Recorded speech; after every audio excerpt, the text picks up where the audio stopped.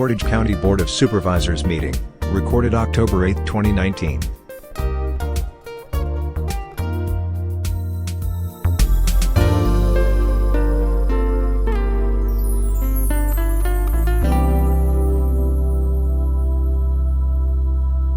We'll call the Portage County Board to order.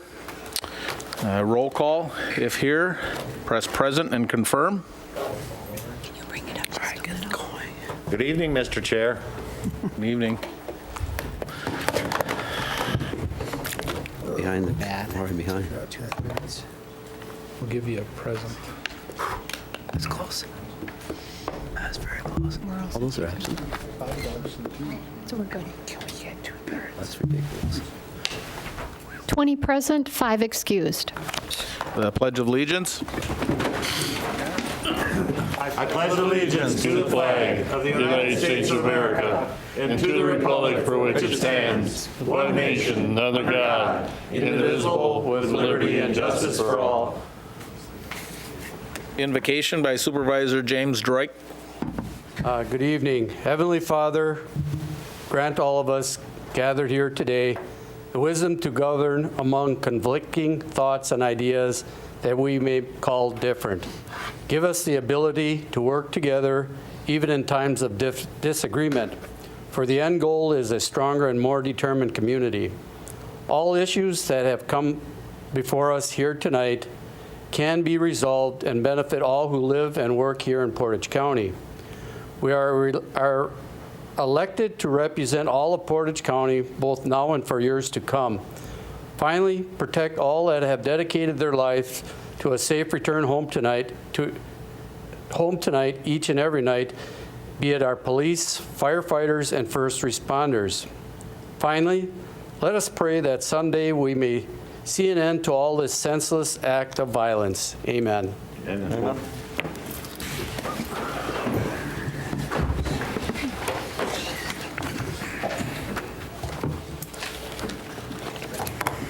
Correspondence. In your packet was a letter from Peter Malik regarding the Emergency Medical Services Oversight Board. And I'd just like to add to that, Mr. Malik sent that letter out the night of, or the afternoon of the EMS Oversight Committee. It was postponed and until November, but I've had a talk with Mr. Malik after and during the meeting. Stan was there, Supervisor Jankowski, and I think we've got all the issues resolved. So in the future, we'll see something come out of EMS Oversight Committee and Public Transportation or Public Safety, and then to this board ultimately. So Supervisor Barry Jankowski. Mr. Chair, is what you're saying is you were able to satisfy Mr. Malik's concerns? Yes. And he will probably have his signature on that when we go forward. And there's another meeting this month I will be attending, but we didn't put it back on there because there are 2 or 3 of the people, Mr. Don, help me out. Is it Mr. Juris from Anthem? And Pete will both be gone this month. They'll be back next month, and I want their signature and their input on it to dissolve the committee. So, and we've got an avenue of a way of being able to have their input and continue to have their input. And I can't speak for Chris, but I know we both want the outlying areas input on a lot of this stuff as well, and they still have that avenue. So, Thank you, Mr. Chair. thank you. Public comments. Members of the public who wish to address the county board on specific agenda items must register their requests at this time with such comments subject to the reasonable control of the county board chair as set forth in Robert's Rules of Order. Anybody from the public? Please state your name. Nancy Roppy. I want to speak on Resolution 1, the budget amendment. Okay. Anyone else? Todd? Yeah, Todd Kukan. I want to speak on the budget.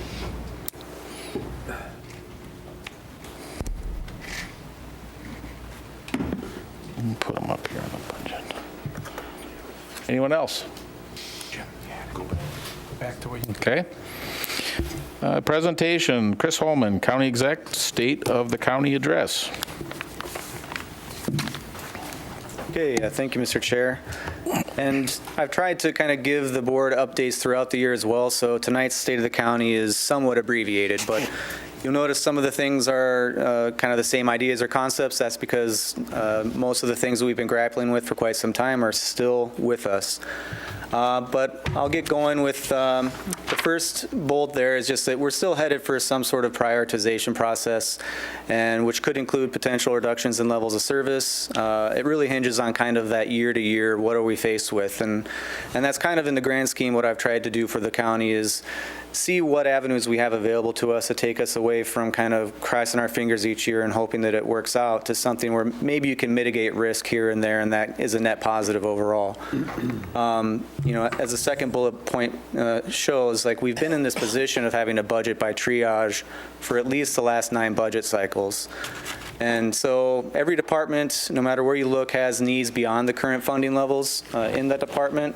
But staff continues to do an exemplary job of serving the public, serving the board, and doing an excellent job overall despite having those needs. So different departments have all found kind of creative and innovative ways to try to work with the funding that's available to them and the personnel for that matter. But in the grand scheme, the county's kept its head above water, but the economic forecasts aren't great, and the demographic forecasts for the county and for much of the state really kind of tell a story that there's things that we know are coming, so it would behoove us to prepare for them as much as we can, i.e. get ahead of the curve. So looking ahead, and some of this is not new material to you, but I still think it's relevant, especially for people who are going to be listening to this or watching at a later date. Maybe they don't follow this as closely, but last month, 3/4 of U.S. business economists still expect a recession in the U.S. by the end of 2021. So that's something to keep in mind as we're trying to plot out the near and long-term future for the county. Nationwide, income inequality is the highest it's been since the census started tracking it. That will have an effect. I can't tell you what it'll be. I don't have a crystal ball, but it's something that, again, we have data points that are telling us certain stories that we should incorporate into how we're thinking about these things. As it comes to mandatory programming, things like health and human services, I'm just emphasizing that because, as I said last week, I just have a deep respect for the way that those areas can really have a dramatic impact on funding in the county and what decisions we may have to make depending on what happens there. And hopefully things improve, the trends reverse, et cetera, but currently the trends are not necessarily a positive outlook.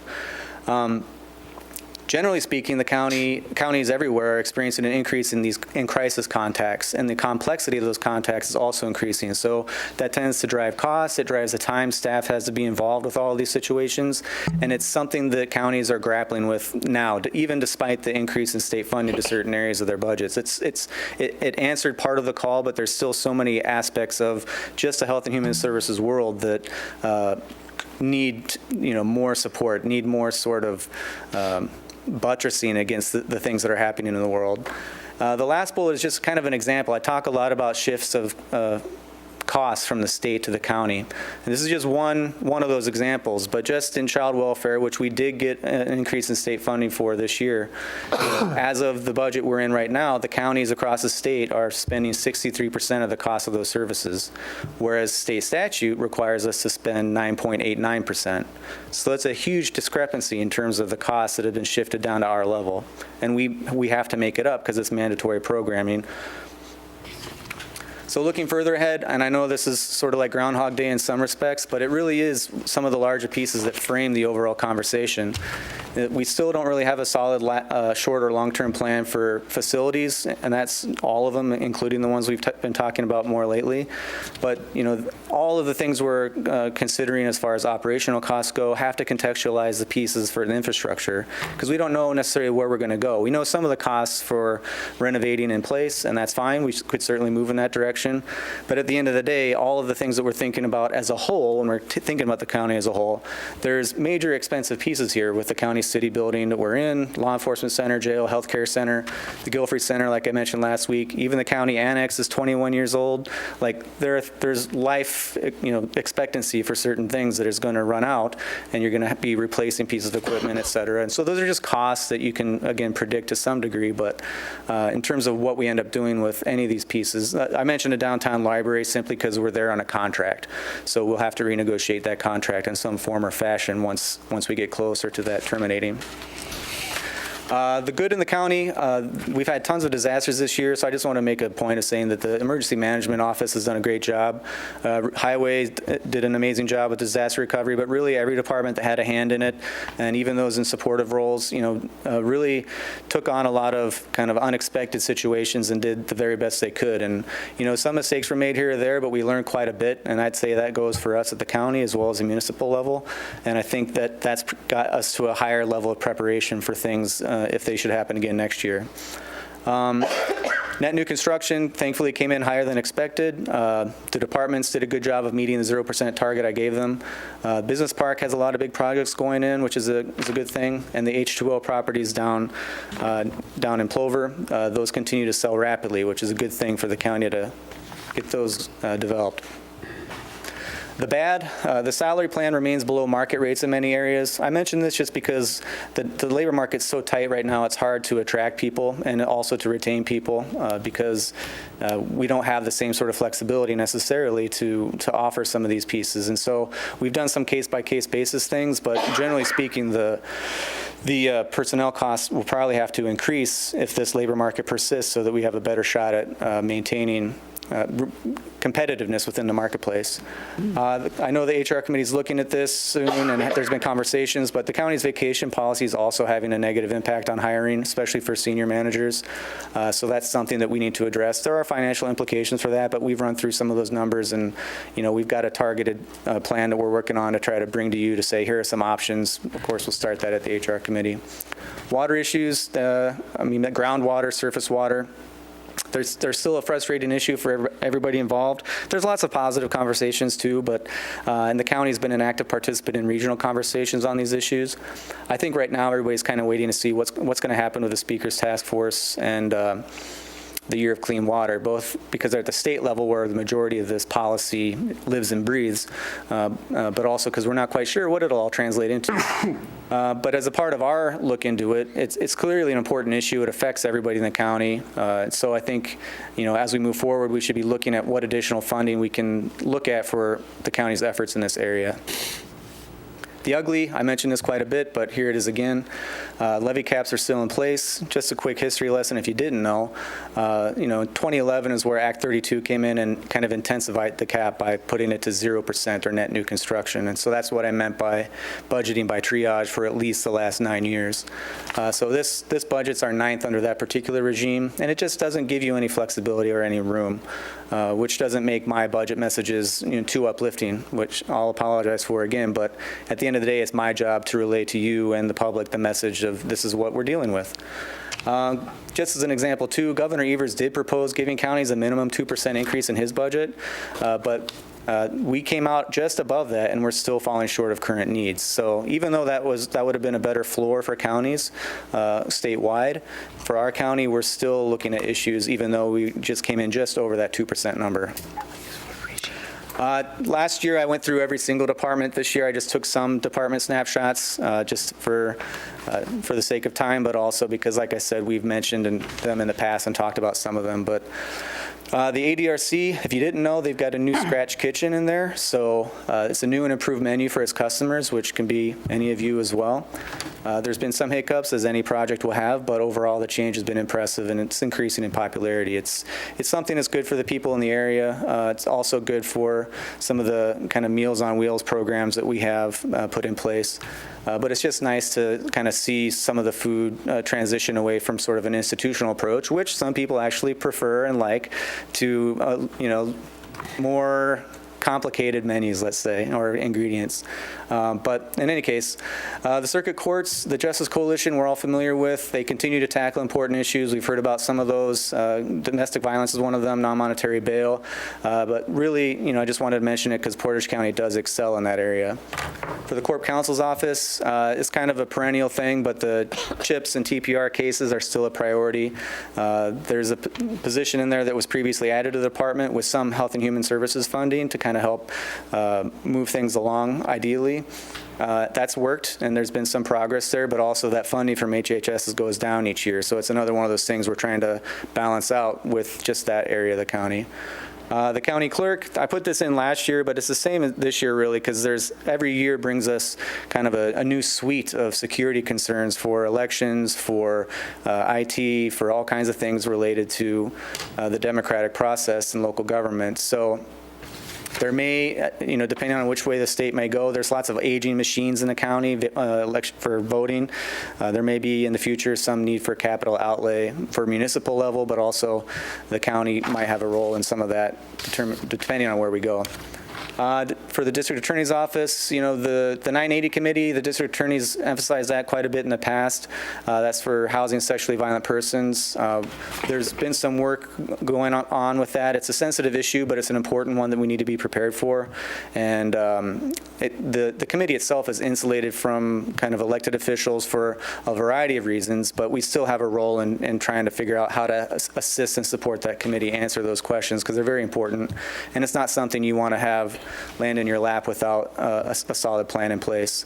The DA continues to increase diversions for low-risk offenders, and which is a net positive for everyone involved. As you know, in EMS, the contract negotiations were completed, and we continue to look at trying to address the corners of the county, but also, you can't do every single thing at once. So, looking next is probably at the first responders or EMRs to figure out how can we assist them, because they're an integral piece of that puzzle.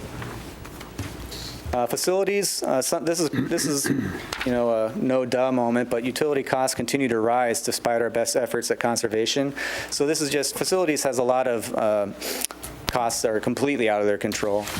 So I mentioned here that if we do a new building project or renovate a building, we should give serious consideration and plot in some sort of renewable energy project. And I can tell you that, we have received SolSmart's bronze designation.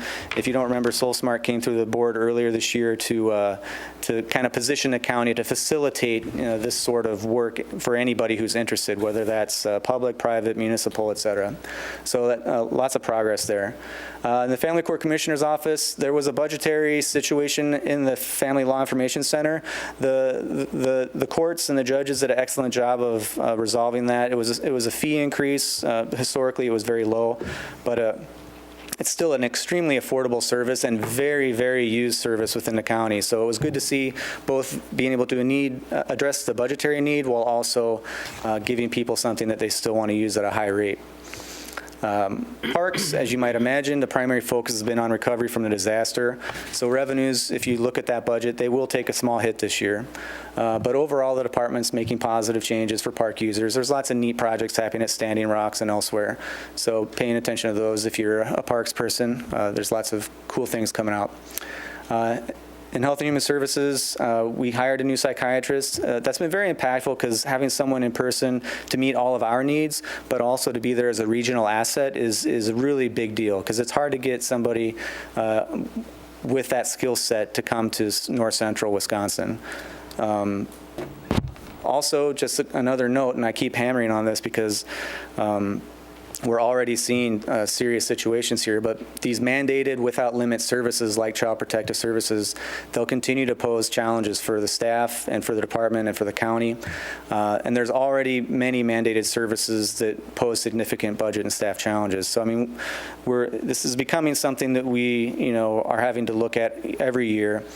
And I noted last week that per capita our spending in this area is regionally lower than most others, and much lower than our nearest peer in terms of population with Wood County. So something I'm giving serious thought to and trying to figure out how to also kind of support that in a way that alleviates some of the pressure. The healthcare center recently decertified an additional 10 beds, so that brought our licensed bed total down to 70 beds. Reimbursement opportunities and payer sources is Medicare, Medicaid, et cetera. They generally are tending to work against us, but not everybody in the sector really, more often than they work for them. The regulatory framework, of course, is getting more and more intense, and this month, a new nationwide program, the Patient-Driven Payment Model, or you might hear it called PDPM, was initiated. Certain states like ours have a different approach, and so there's kind of a delay that they've given us, so there's not such a dramatic shift. But nevertheless, this is coming down the road for Wisconsin and for us as well. And it's a new way of going about certain aspects of the business, which takes away time from people who are really just meeting that staff time need exactly where it is. And so every additional minute that people need to spend on things like this takes away from other areas. So it complicates the staffing picture in some ways, but also the picture overall. Wheel tax is something that people are still interested in. The revenue in that is accumulating over time. It doesn't all just show up, as you might imagine. But essentially, the approach that we're taking here is to use that funding you don't have to borrow every single year. So borrowing every other year basically saves borrowing costs. It allows us, the county and taxpayers, to save money, and it'll give a much more direct support to certain projects that we can highlight once they're underway, and kind of explain to the public, like, here's what the wheel tax is, here's what it's doing, here's where you can see it like manifesting on the roads that you're driving on. Solid waste, this is an incredibly challenging area right now. The recycling market is still severely depressed, so it's something that's going to require lots of decisions now and into the near future to navigate successfully. We have great leadership. We've got a great board out there who are making the decisions they need to make. But also complicating this is that Advanced Disposal has been interested in buying out.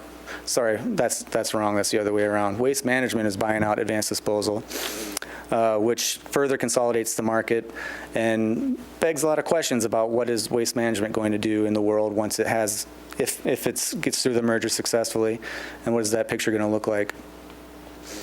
Justice programs, we did complete a new request for additional grant funding for a Treatment Alternatives and Diversion Program, or TAD grant, you might hear it referred to as. So that's been submitted. Hopefully we'll get good news out of that. But big picture, the diversions and delayed prosecution, they continue to save money for everybody, the state, county, municipality, anybody who's involved with that. It provides better outcomes for county residents, law enforcement, across the board. So it's a really positive thing. I mentioned that some people refuse to enter programming, only to say that, it's a piece of the conversation that's often missed. But we do offer lots of different pieces that people can participate in. But occasionally you have people who opt out of them. We have people who opt out of drug court just because at that time it's not working for them, which is okay. It can be a part of the process. But I think it's just important to acknowledge that the programming alone doesn't just automatically translate into a result for every single person. There are extenuating circumstances. In the Sheriff's Office, you could talk about a lot of things. I think right now, one of the bigger things for us, or Sheriff and I, is we're talking about the EMS coordinator position.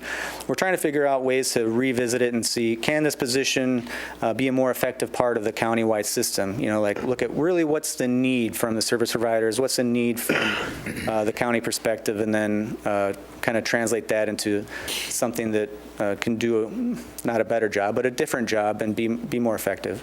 Negotiations with the sheriff deputies are underway. So we'll see where that goes. It's always good chatting with them. The treasurer, this is a very popular thing. Pam's re-engaged several area banks to help facilitate the tax payment processes. This is something that was in play as recent as a year ago. The past treasurer got rid of it and just stopped working with the banks, but she's gone back out and worked with the banks that want to work with us, and that's a real positive thing especially for the taxpayers and people in those communities who relied heavily on that. So that's a huge deal. Overall, goals for the budget process are more or less the same as last year. And I only say that because, again, a lot of this is incremental. It can't just happen in one year, but the prioritized budgeting process is still in play. It's moving along nicely. I'll come to the board with a more direct participatory role for you next year. Adjusting fee structures, it's one of the things we can do to try to keep up with the market, and that can help to insulate us from just if cost goes up, and we can adjust to that without doing, say, more drastic changes farther apart, then that's a good thing for the end user. and for us, because you get to cover your costs more effectively. We're still, I have a policy in place where we evaluate every new position request to make sure that we can still, is it the best way to address the situation? Is there a way to relook that position or even relook what the department's doing in that area? And that's just a way to say, can we delay filling it? Can we consolidate anything? Like, are there any creative opportunities that we can take advantage of? Evaluating non-mandated, non-self-funded programs, that's ongoing. Same with if we can reduce levels of service where we can or where we have to, depending on which area you're talking about. That's something that can help us out. But generally speaking, I try to communicate on these aspects quite a bit, but trying to increase transparency and collaboration with all of our partners. And that can give us more stability in general, or more than we tend to have on a year-to-year basis, and as much predictability as we can muster. But, growth is hard to come by from the county. We don't generally get involved in sort of TIF district sorts of things. So, but still, we are a secondary beneficiary of that through the property tax, and when TIF districts or TIDs terminate. But in the grand scheme, from the county's point of view, there's lots of questions about what are we doing now, what we'll be doing in the future. But whichever direction we head in, it's got to be slow and steady, but also make sure that whatever we're trying to do is achievable, so that it's not necessarily just a one-off that might save some time or money this year, but doesn't do too much for you in the long haul. But that is it for tonight. As always, please reach out to me if you have questions. If you run into people who are your constituents, have them do the same thing. I make myself available to anybody who wants to meet about any issue. And if I don't have the answer, I know who does. So thanks for your attention. And Supervisor Bob Gifford. Yeah, going back to page 1, the looking ahead part, I would agree with that first line, except I would expect recession to occur about a year earlier than they're saying. But I was at the Hunger and Poverty Prevention Partnership a week ago, and they were trying to keep the Poverty Task Force, which is a new part of it, going. So I raised my hand and volunteered to be part of a steering process where I think, I think we should get ready for a recession and not let it just whack us in the face. And I'm also going to try and do a household economic stress survey to my whole district. It's going to cost a lot of money, but I think it'll be worthwhile, because I think it's important for people on a low income to know that the government is listening, and cares what's happening to them. And also, it goes along with my idea that we need to focus more attention upward in government toward state and federal, and teach them that they need to get more creative about funding things down here at the bottom of the barrel. So, yeah, I think it's good that you included the looking ahead part. yeah, I'm not trying to send a message of, be scared about anything or it's all bad and stuff. There are good things happening in the county, but like when it comes to Portage County, like our poverty rate's 11.9%. It's one of the higher ones in our region, but a lot of people, if you ask them, probably wouldn't think that. Even compared to our immediate neighbors, we're higher than the state average by a bit. So it's something that can easily happen without people seeing it. But it poses all kinds of challenges. And you're right about the state and the federal government. There's, we talk about the state quite a bit, and we heard it last week, and that they force our hand in a lot of ways. Like, they don't give you many options. You don't have the sort of flexibility that you might have in other areas, in the sense of, even with a budget, like people can say, well, a budget can be your priorities. A budget can be like more ideological, and you can say, this is what we're going to do, and then you can be held to account for that at the ballot box. But that sort of thing doesn't exist as easily or at all when what you're focused on year to year is, can you keep the lights on next year? Is this program going to persist? It's an unhealthy, in general, sort of budget position to be in, that we don't really have a choice. So it's a matter of having to figure out how do we navigate that, and then also, like you said, be aware of all the things that are happening around us. Supervisor Barry Jakowski. Thank you, Mr. Chair, and thank you, Mr. Executive, for your synopsis of the budget. I'm just wondering, were you expecting questions this evening, or would you rather That's the discretion of the chair. We're here, go ahead. Okay. And this is just one point in conversation. I did have a couple different discussions with employees of our local banks, and the former treasurer had stopped investing in the local banks, and they questioned whether that was going to return. I know it's not a budgetary thing. I just thought while we're all here and talked about treasurer's office and working with the local banks, something to keep in mind as you work through the committee structure. Secondly, Chris, if I may ask, and just to help me get my head around it, on your looking ahead, the last bullet point where it says state to county as of 2019 budget, counties are funding 63% of child welfare services statewide. State statutes require funding levels of 9.8%. And I'm assuming that statement is self-explanatory, that we're spending above and beyond what the state is mandating that we do. Yes, that's But correct. are we, just to follow up on that, are we spending that extra amount on non-funded mandated programs, I'm assuming? So if we're only supposed to statutorily have to spend 9.89%, you know, if we keep doing it, we don't get any help. Am I correct in that statement? Yes, you're correct, and I would say that that's why you're starting to see some counties who are in worse positions than we are in conversations like, what do we pick? Do we try to make Health and Human Services whole, or do we go with public safety? And it's a terrible decision to be put in, but that's kind of the conversations that they're having to take, because their budgets are relatively small, and their net new construction each year might give them another $40,000. So it doesn't really give them anything to address what they're faced with. But a thing, too, about Health and Human Services in the state is that the state runs Milwaukee County's Health and Human Services. So these numbers apply to what they call balance of state. So Milwaukee County got bad enough that the state stepped in and said, we're going to fund Health and Human Services here at the appropriate levels, and we'll run it. Balance of state, you don't get that. And so what this is reflecting is that when we had 4 or 5 different legislative days last year where 300 to 400 people from counties went down to the legislature and said, you need to help in this area or it's going to get even further along in this crisis we're in, that number is one of the things that we hammered home. We're effectively an arm of the state. Anytime you hear the county being talked about legally, we're a creature of the state. We're an arm of the state. They can force us to do things. And so the state will shift some of their things down to us, but not necessarily bring the funding structure with it.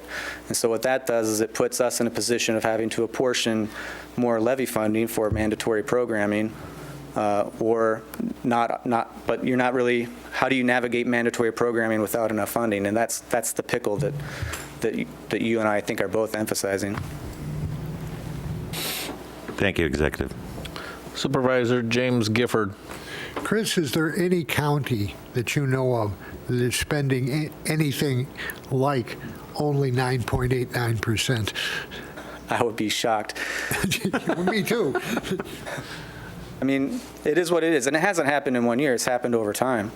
But I mean, it's the same thing with the capped levy limit. Like in the first few years, you can navigate that, but as the nosedive deepens, it's not only is it harder to pull out, even if you're ever given that ability, and climb back up. Even if you can climb back up, you got to be very careful about how you do that, because you can't just change it in 1 year. You're going to have to address it incrementally so there's not as much of a shock to the system, shock to taxpayers. I mean, these issues for a lot of the public are pretty out there. They're not in the weeds. They're not necessarily understanding it, which is why I talk about it quite a bit. It's because I want the public to understand that the county's trying to grapple with this just in this area. That doesn't count for any of the other areas that pose maybe not as grave of challenges, but similar challenges when it comes to operational year to year. But also, just with the infrastructure piece, it's just capital outlay in general. Supervisor Barry Jakowski. So back to the same question. So who goes to jail if we just spend 9.89% and drop programs? Well, I think I couldn't answer that question, but I think that will be interesting to see what happens if these northern counties, or if any one of them starts abandoning Health and Human Services. Like, what happens then? Does the state step in there? I think there's a lot of people keeping an eye on that to see exactly what transpires. I'm just glad we're not testing those waters. Yeah. So, Right, yeah, we're not testing those waters. We're middle of the road as far as counties go, population, budgets, et cetera, et cetera. So, larger budgets have a little more time, but, it's not necessarily that, things can change, right? Maybe things turn around and we get different tools and we pull out of the nosedive and it's okay. But if you're sitting here today and you're looking at 10 years of levy limits and you're projecting this out with half of a logical brain on this, it's not too hard to see what some of these inevitable outcomes are. And like I said last week, we saw that this year already. If the state didn't decide to listen to all those hundreds of people from counties who came down and said, this is in a crisis, and if you don't give us money, it's just going to implode, then we're in this room having a very different conversation, having to come up with about $330,000 extra dollars somewhere. So if that happens again next year, we might be in that position. I can't tell you what's going to happen year to year, but I can tell you that I recognize the trends and I'm trying to highlight them so that we can say, let's build this into our thinking. Let's also just try to see if we can try to, mitigate any of it. What flexibility can we create for ourselves if others aren't going to create it for us? And it won't answer everything, but it'd be better than nothing. Thank you again for your time, Chris. Nope, thank you too for listening and for the questions. anybody else? Thank you, sir. 2020 county budget review and discussion, including county budget review and comments by the board and public comments and referrals of budget items for further committee review by county board supervisors. No formal amendments at this meeting. Todd, you wanted to speak on this? Well, I have a question first. I didn't do a good job of educating Craig on how this all works. So Craig Idema from Delta Dental would like to speak also. Is that? I'll allow it, yes. Okay. Yep. Use the mic, please. Todd, please state your name again for us then at the mic. At the mic, yes. Yeah. My name is Craig Idema, and I'm here to speak on behalf of Portage County Business Council. I'm a new board member of that organization. I work for Delta Dental. Chris, thank you for giving us the heads up on some of the proposed regulations, or the reductions, if you will. We at Portage County get roughly $80,000 from the county to help fund the programs that we support in Portage County. We're big, very big on Leadership Portage County, Ignite, various programs that actually attract young talent and retain talent that comes to our county. It's a 100% reduction of the funding that you would be giving to our organization, and it represents roughly 15% of our budget. I'm co-treasurer of the Portage County Business Council. So my ask is, as you do that difficult prioritization that is before the committee, that you consider, I totally understand you got to balance your books, you got to balance your budget, to maybe not make such deep cuts to the Portage County Business Council and maybe share some of that reduction that you have to accomplish. Thank you for, and I did write a memo to all of the older folks here with my position, as well as Todd has as well. So again, thank you for the time and for the late entry to being able to speak here. So again, I appreciate that. Thank you. Todd, if you'd like to speak as well. Yep. Uh-oh.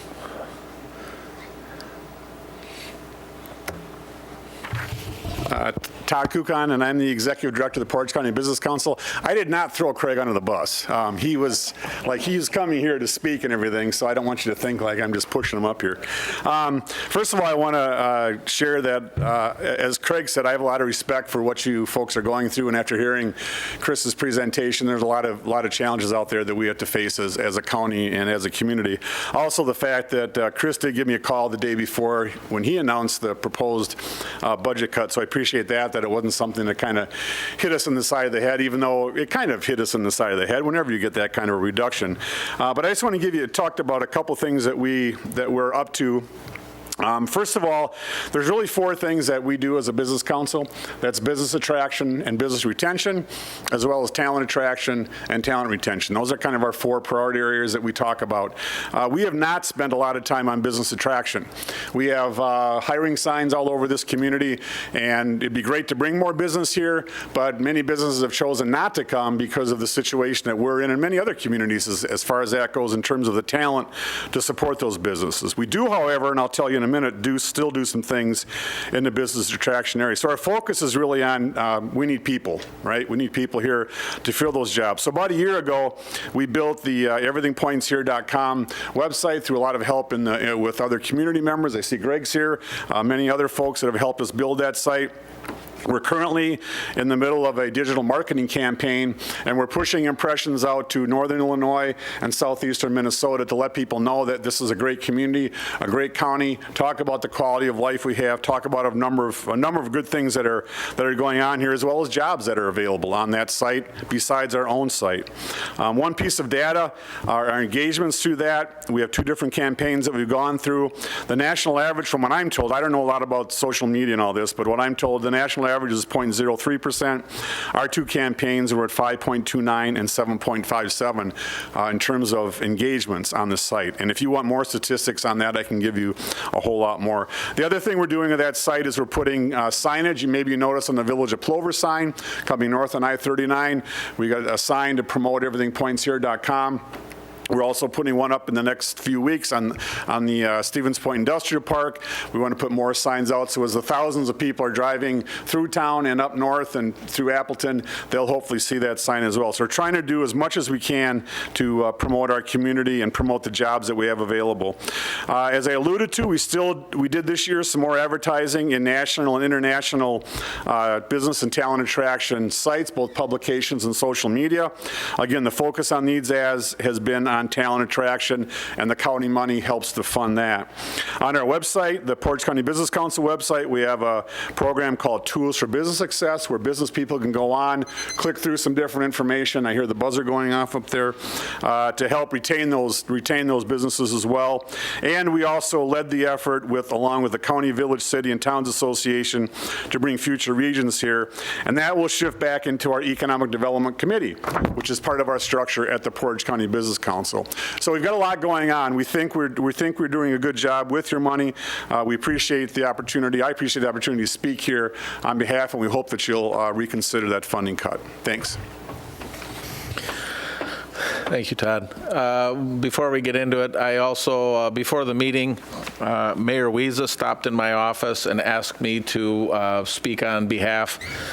He was not going to be at another meeting tonight, and he was asking the county board to reconsider taking the $80,000 from the Portage County Business Council and trying to figure out a way to step away from it, cut it in half, only take 40. So try and figure out a different way to do it. That the Portage County Business Council does a lot for the area, and to try and find some way to not take so much all at one time. So. Supervisor James Gifford. Let me ask Todd a question. Yes, sir. Todd, when I was chairing the computing program at UWS. Can you use a mic, please, Jim? For Joan. And others. I'll come over and talk to Joan. I'll sit over there.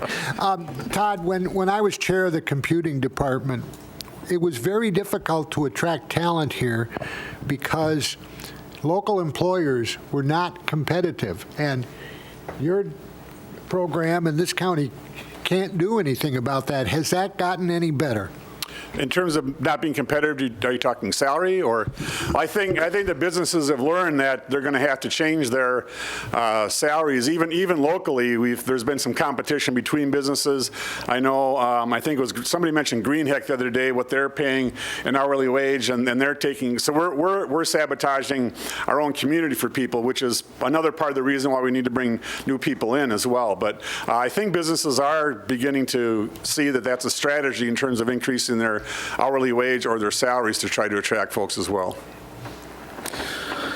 Supervisor Matt Jakowski. I also have a question for Todd while he's up there. Todd, can you explain your due structure for your member businesses to us?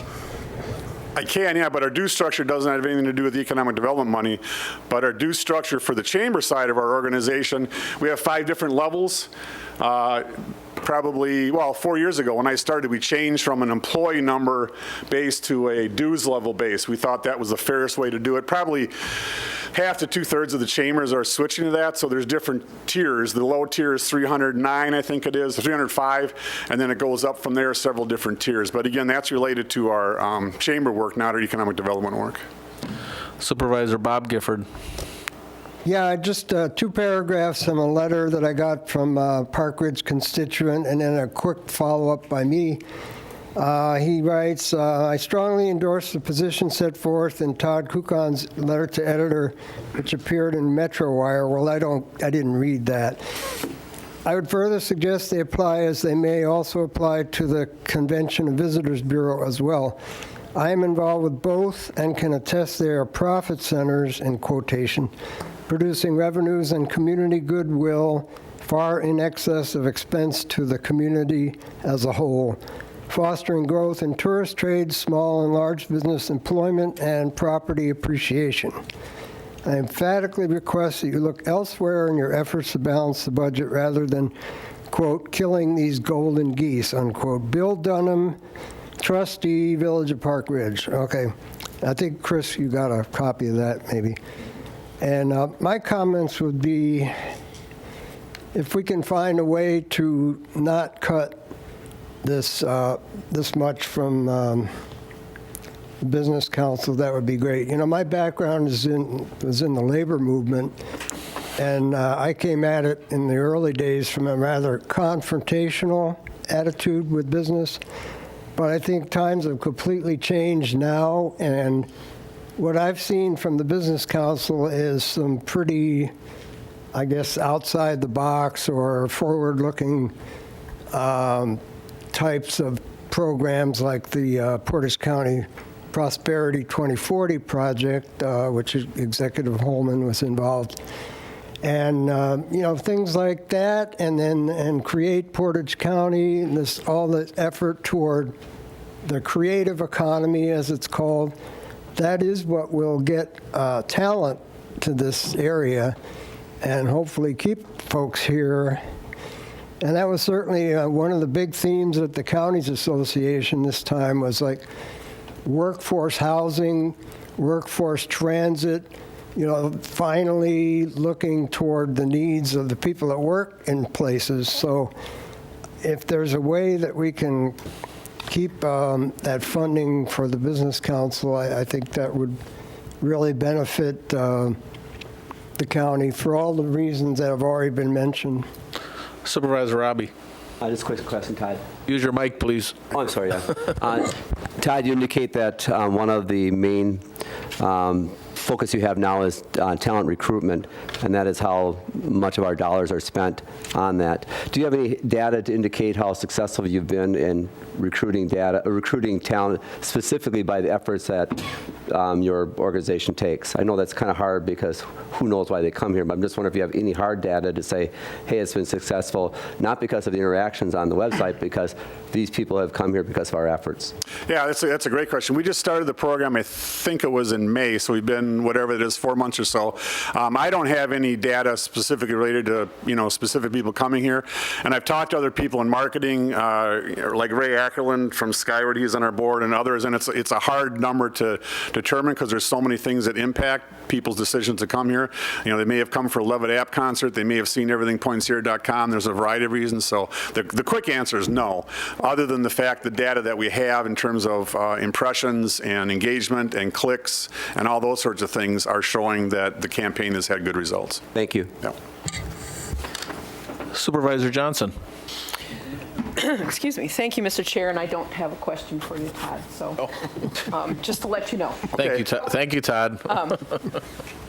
So in looking at this, and again, I don't know if I'm close enough to the microphone, I kind of looked at this from a whole. I understand the need to sort of pare back some of these non-county agencies.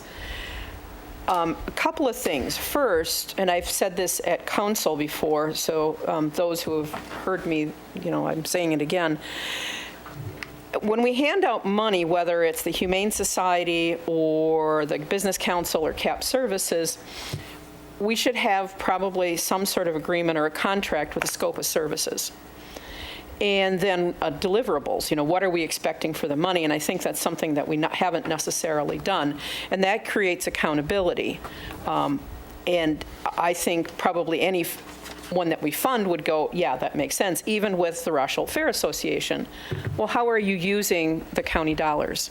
And I think that's an important component, and they could write a couple of paragraphs or come and present to the board or whatever the case may be. So I would strongly encourage consideration of those kinds of things in the future. Again, I've said this on council. If we're giving taxpayer dollars to non-county agencies, we should have a contract, scope of services with deliverables on an annual basis. The other is we have a strategic plan, even though I think it probably needs a great deal of work because it's very inward focused and not as much outward focus as I think it should be. But goal number 4, attract, develop, and retain a highly skilled professional workforce this is an agreed upon goal of this body. Well, we have a couple of economic development groups in our community, and Portage County is one of them, and the Business Council. Both are doing great things to make Stevens Point and Portage County just a great place to live, work, do business, and visit. And our investment, as we prioritize budgets, and I understand priority budgeting because I do that in my daytime job, true priority-based budgeting, our expenses should be evaluated not on whether it's mandated. I mean, that's one metric over non-mandated, but there are a lot of other ways that you can measure how your investment is turning out. And sometimes it's alignment with strategic goals. Sometimes it's alignment with previous plans. So if we look at alignment with our strategic plan, investment, even though it's discretionary, 100% discretionary, 100% non-county agencies, how are they helping us achieve our strategic plan? Again, I think we need to spend more time working on the strategic plan. But when you look at that, and we don't have an economic development department here in the county or someone dedicated specifically to economic development, the investment in the Business Council and Portage County, and I would even argue CAP Services, because supporting folks at the bottom end of our economic structure is equally as important to our economic development. All of these tie together. So I am opposed to the, slash and burn sort of approach of taking the highest costing agencies, and rather maybe we should look at if cuts are absolutely necessary, we should be looking at perhaps a percentage annually on all agencies, non-county agencies, and say maybe 20% a year for the next 5 years to help us achieve a kind of a relinquishing of our obligation to any of these agencies. Or we cut a portion now, and then next year sit back and go, have they delivered to this body, to the taxpayers of Portage County, items that will help us achieve our strategic mission and goals? So I think we need to look at things a little more broadly. It's a little more complicated that way, but I think it's an important approach. So, thank you. Supervisor Barry Jakowski. Thank you, Mr. Chair. As a co-owner of our own business, I certainly understand prioritizing budgets. In an executive Holman's defense, we're short and we're not flush with cash. And we heard from Supervisor Pataki just a week ago this evening, I think, that not only has crime probably doubled with the influx of drugs and growth in population, we haven't been able to afford to hire a new deputy, I believe, Sheriff Pataki, since 1997. And so when and I don't think anybody here would argue that the Portage County Business Council has done nice work, and I think there's good people that they employ, and their efforts far outreach probably what we spend there. But again, in Executive Holman's defense of a budget, well, we're spending 63% when we're only supposed to have to spend 9.8 for state mandatory health and human services program. So I certainly think that there's come a time when you sometimes have to cut the head off the snake and move on. So thank you. Supervisor James Gifford. While I sympathize with Supervisor Johnson's comments, the problem is, what is a non-county agency? I mean, the problem is, Chris just briefly mentioned it, and it didn't appear in his list of non-county agencies. You mentioned it, the Humane Society. What's any different between the Humane Society, which a lot of people think is a non-county agency, and people who collect our trash for us? They are a contracted vendor.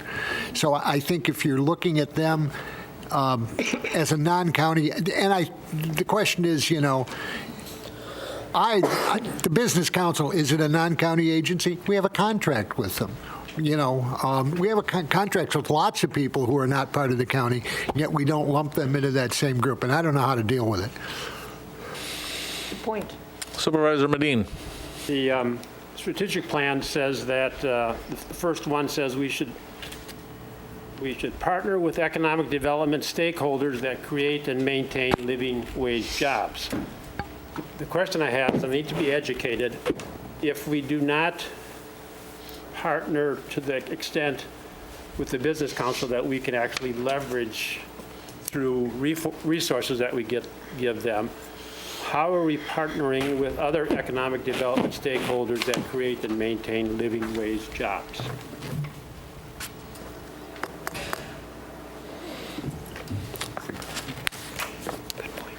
It's a great question, and I get the question a lot, like, what is the county's role in economic development?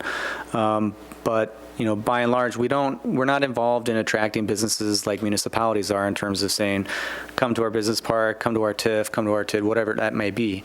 So generally speaking, I tend to respond by saying, we take care of the parks, the roads. Planning and zoning has some peripheral involvement in how growth occurs.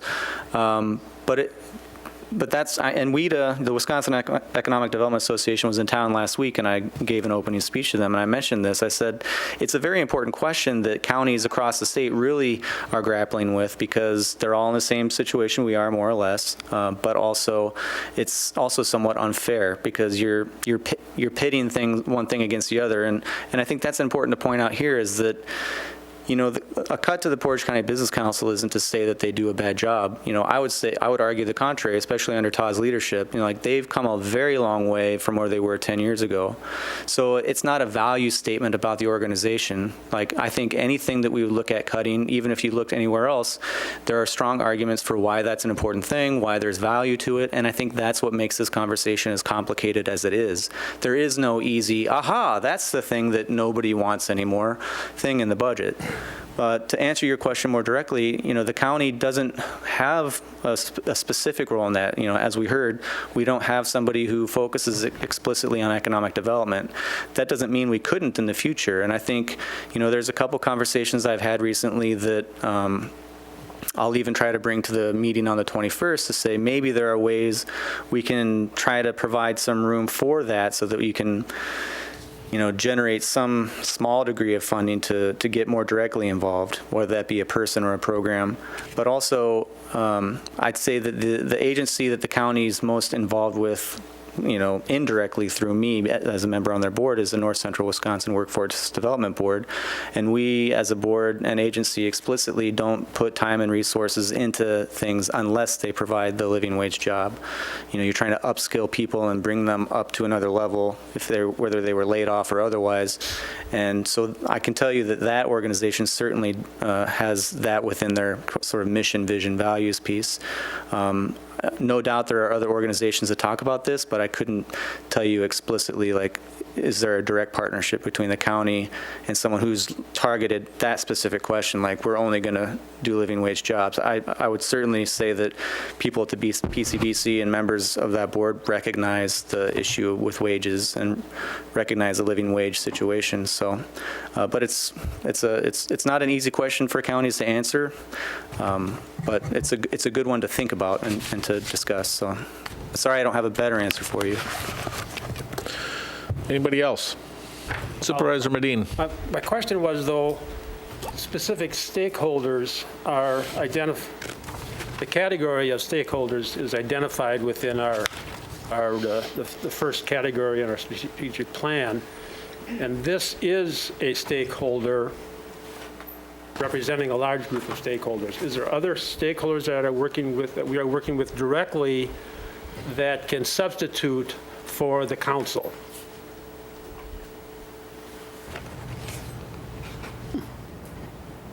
Not that I know off the top of my head.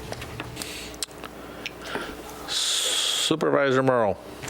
Yeah, I was just going to comment that, it's the only economic development group that we have. You could actually argue that out of the whole list, except maybe Convention and Visitors Bureau, and then maybe to some extent create Portage County, they actually generate a return on investment. They actually bring business, improve the tax base, maintain the tax base, look to bring in taxpayers to move to the area. So they are actually generating money and they're helping, where some other groups that we give money to are just, it's just a spend and it's a drain. So I just think it might be worth thinking a little more about it before we just cut it because it's easy. It's not as ugly as other things that we would cut, but they actually are generating money. And I think if we cut it, you may not see the effect of it for several years. And then, you look at some statistics and we're fading. And I just think when Marathon County and some of these other counties invest so much in their development, that's really close by. That's a really direct competitor. I just don't think it's maybe in the light of an economic downturn. I think we might regret it 4 or 5 years down the road, where today it seems easy. Supervisor Barry Jakowski. As I sit here and listen to the conversations this evening, the question comes to my mind: how much development do we really want here in central Wisconsin? I realize that bringing the wages up to the people that are here, but do we really want to be the Fox Valley's twin sister? Maybe bringing more people here isn't the answer. We enjoy a sparsely populated area. We already have infringement upon our agriculture here in central Wisconsin, which is a quite thriving business.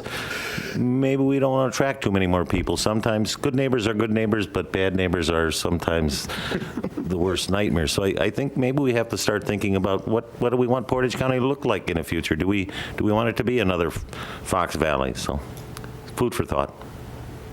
Well, that struck a nerve. I just want to remind everybody, too, that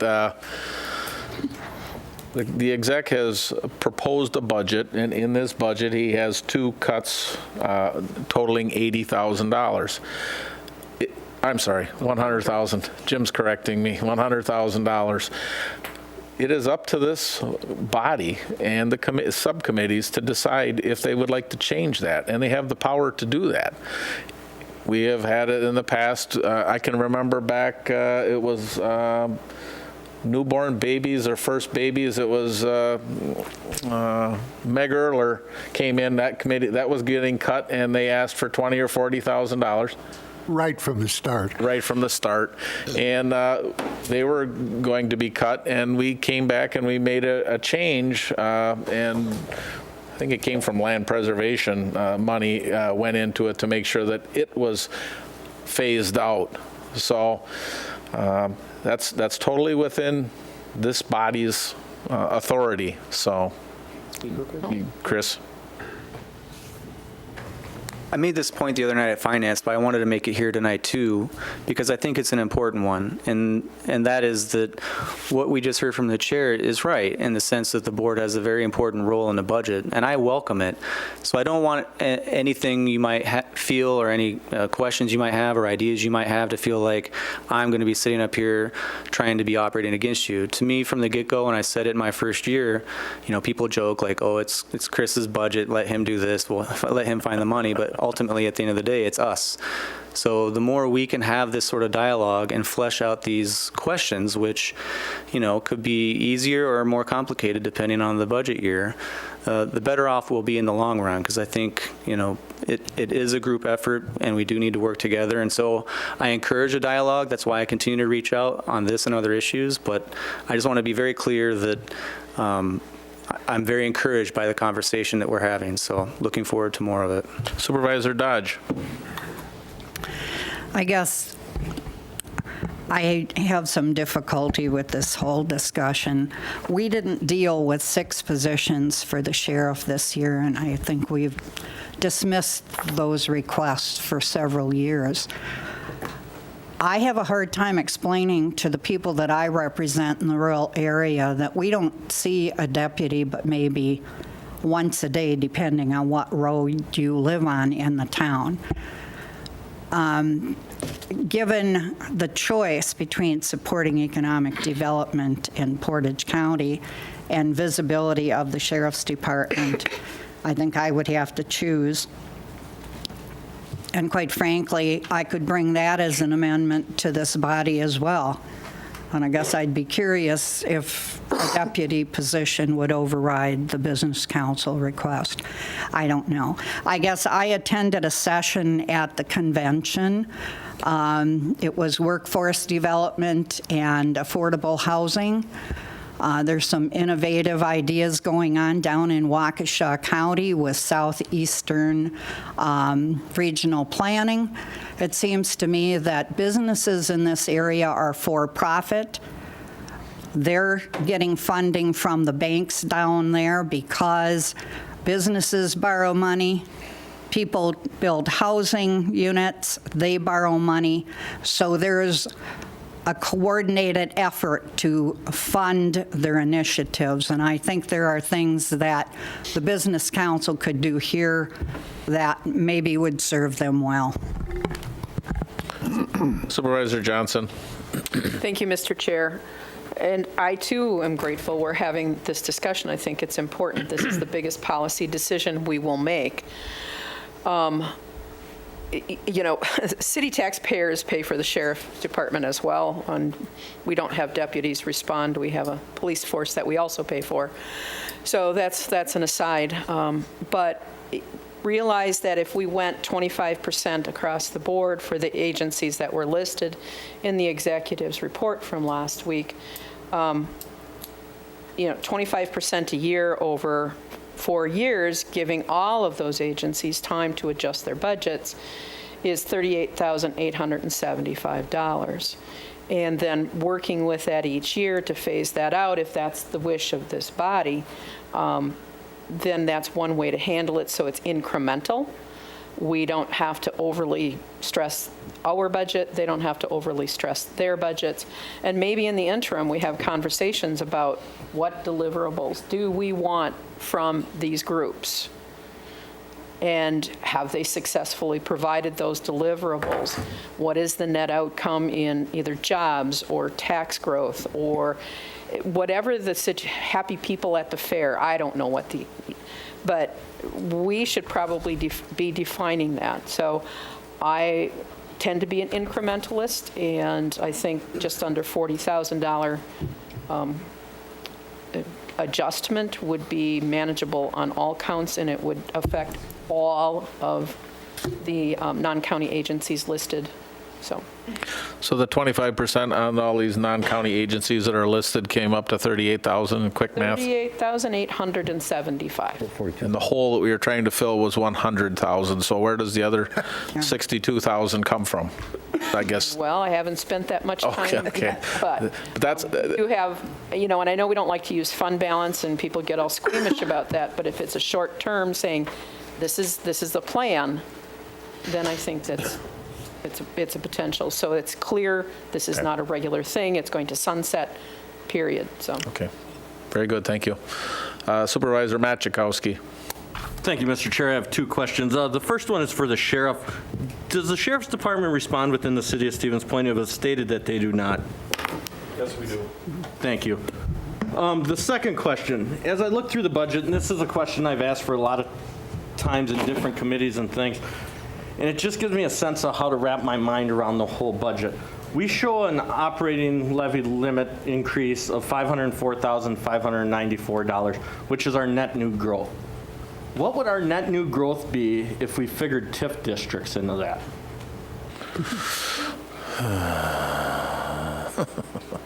Jan.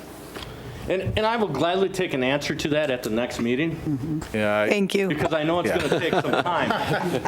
But I want people, it's part of an education piece, because I want people to know the effect that TIF districts are having on counties and school districts. All right, anyone else? Supervisor Pataki. In addition to what Supervisor Dodd said, it'd be nice if Debbie could be seen by someone once a day. Well, the county is cut into like 6 different areas. It'd be nice if we had one deputy for each area, but with the number of calls that the Sheriff's Department receives on a daily basis, and with all the trips that they have to take, both mental trips and prisoner transfers, it's probably cut into, or the county is put into 2 separate areas, and you have one deputy for each one of those areas. All right, so that's 2 deputies, while the other ones are doing everything else besides patrolling. And if you get an accident, a serious accident, those 2 deputies will probably respond to that accident, which leaves nobody in Portage County. So I think, like Supervisor Dodd said, we are way overdue on getting our deputies for Portage County. It's been since 1997 when I was the sheriff. This is the last time, and I think we should really start looking at that realistically. Thank you. Anybody else? Supervisor Dodge. I think we're coming to the end of this discussion on the budget, I guess. I see the district attorney was present. Last night at Finance Committee, we discussed their request for 2 staff people to meet the needs of the 2 new assistant DAs. We had quite an extensive discussion, and in view of the budget shortfalls, et cetera, I do believe that the Finance Committee is going to bring forward an amendment for only 1 of those staff people. And until we see if there is a demand for additional help in that office, we can deal with that later. I don't know if anyone else from Finance wants to add to that. Supervisor Robbie? Yeah, I just have I think that the concerns that were reflected last night were that we know, and everything shows that we may be in more difficult times financially as a county in the next year, 2, 3 years. And one of our goals that we have is to be proactive and making sure that it should be a mutual goal, is that we're proactive in making sure that decisions we make today are the right decisions for tomorrow. And we keep talking about kicking the can down the road, but this is a great opportunity to actually put to action our words of being financially responsible. Because if we're hiring positions now that we may or may not essentially need, in the near future, if we do have issues, we have more deficit than what we necessarily have to have. So my goal at this point, and I think the committee, is to say, okay, we know we need 1 position. We may or may not need 2 positions. If you look at other counties, there are many counties going about with half-time positions per assistant. So we would like to reduce that at this point in time so that 1, 2, 3 years down the road, we're not having to make additional cuts. And I think we have to look at every position that we hire at this point and say, is it necessary to fill? And every request, how are we going to fund that, and where does it fit in the budget? And I think we have to be extremely cautious this time.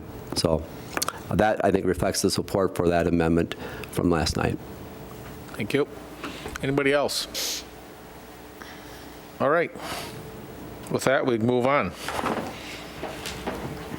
Resolutions and ordinances. Number 1, resolution to amend the budget for the purpose of funding CLA Clifton Larson Allen Consulting Service. Resolution 162, 2018-2020, submitted by the Healthcare Center and Finance Committees. This resolution will need a technical amendment to change the date of the board meeting to October 8th. And this budget adjustment resolution approves funding for Clifton Larson Allen Consulting Services for the Healthcare Center, and it does require a 2/3 supermajority vote of the board. Motion by Supervisor Johnson, seconded by Supervisor Moresi. I will take a technical, do we need a vote on the technical amendment as well? Yeah. Do a voice vote. If everybody, I'll take a motion for the technical amendment to change the date from the 15th to the 8th. On the bottom, from the 15th to the 8th. Yep. Motion by Supervisors Droik, seconded by Supervisor Barry Jakowski. I'll just take a voice vote. All in favor with the amendment, say aye. Aye. Opposed? Motion carried. And then we had, And then Nancy Roppy, like to speak on this, please? Yes, Nancy Roppy, 925 Smith Street, Stevens Point. I urge you to approve this budget amendment. The Healthcare Committee has done an admirable job this year of making the very hard decisions to demonstrate to this body that they are capable of really taking finances into account. Not once, but twice, they've decertified bed licenses, and I think that savings, if it doesn't cover what they're asking for in this budget amendment, it certainly gets close. We've been told repeatedly that the Schenck report is obsolete. That was a very comprehensive report that was done in the past, but we've been told it's not reliable anymore. We need something new, more up to date. So this market assessment, operational assessment, and financial analysis will give the Healthcare Committee and this body the information that will be needed to make the very difficult future decisions for purposes of making those decisions. Without this report from CLA, I don't know how you would be able to make those decisions. You have to have that information in front of you in order to do that. I think it's a reasonable ask, and I ask you to approve this resolution. Thank you. Anybody else, any discussion? All those in favor vote yes, and opposed no.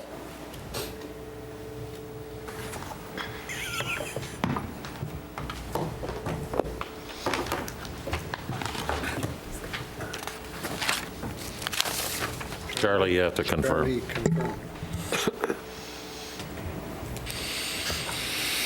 20 ayes, 1 nay, 4 excused. Amended resolution adopted. Number 2, request for additional capital project funds to allow for renovations in Branch 1 and 2 and the courthouse east hallway to accommodate the installation of audio-visual equipment. Resolution 163, 2018-2020, submitted by Finance Committee and Capital Improvements Economic Development Committee.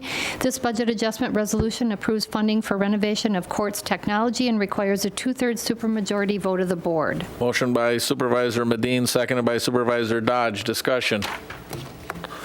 All those in favor, press yes, and opposed, no.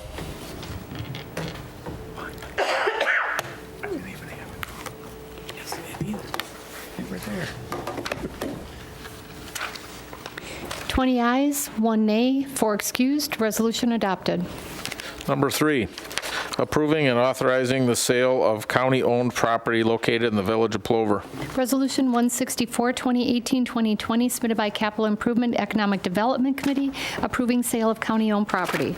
Motion by Supervisor Rakowski, seconded by Supervisor Barry Jakowski. Discussion. I just want to say I think there's 3 40s left and 2 20s. And Ain't This go quick is enough. back on the books, so. Amen. We have a motion and a second. All in favor, vote yes, and opposed, no.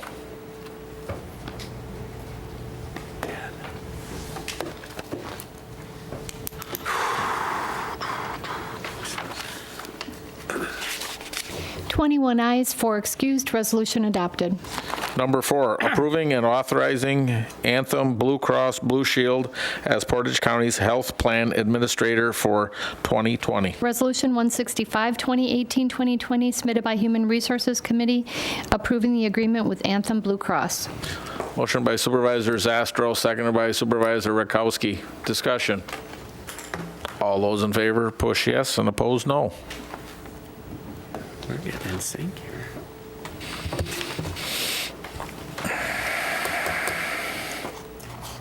Twenty-one ayes, 4 excused, resolution adopted.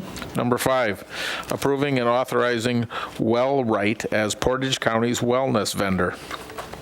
Resolution 166, 2018-2020, submitted by Human Resources Committee, approving the agreement with WellRight. Motion by Supervisor Moresi, seconded by Supervisor Zastro. Discussion. All those in favor, press yes, and opposed, no.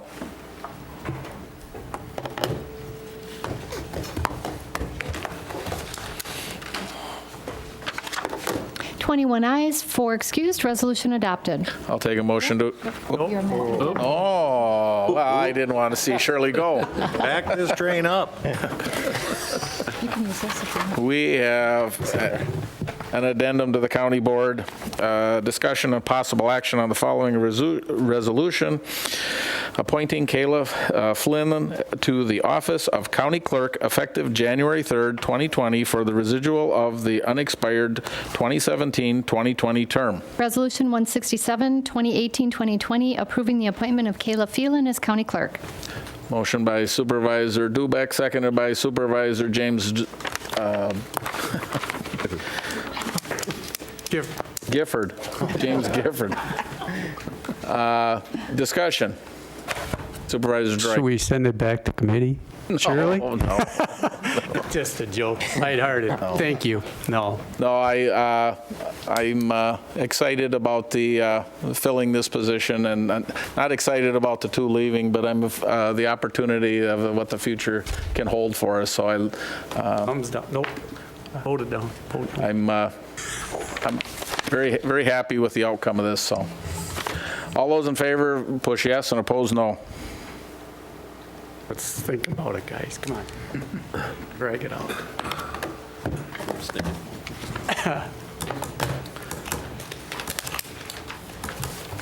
21 ayes, 4 excused, resolution adopted. Now I'll take a motion to So adjourn. moved, Mr. Chair.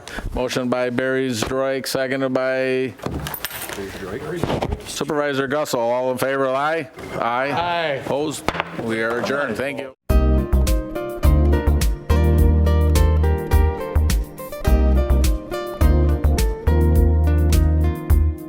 Videos of these meetings are available for viewing on the city's website, stevenspoint.com/videos.